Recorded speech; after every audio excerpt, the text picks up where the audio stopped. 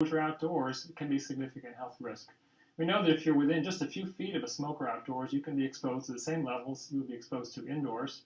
We also know that 57% of New Yorkers have a chemical in their body called cotinine, which is an evidence that they are exposed to secondhand smoke, even though they're not being exposed now at the workplace or in bars and restaurants.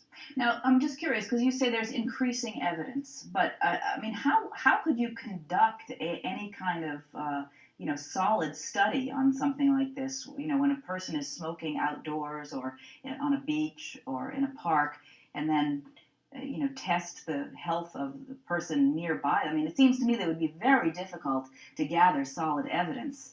No, it's actually not that difficult because we can measure things in the air with their small particulates that get into the lungs and do the damage. And you can measure those indoors when people are smoking. You can measure those outdoors when people are not smoking and outdoors next to smokers.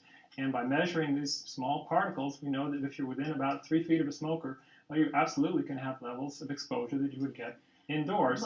And again, we also have evidence that people are exposed to secondhand smoke, even though, for the most part, people are not being exposed indoors. But how do you separate the particulate from cigarette smoke from the particulate that just is in the air of New York City? I mean, the air here is full of all kinds of stuff.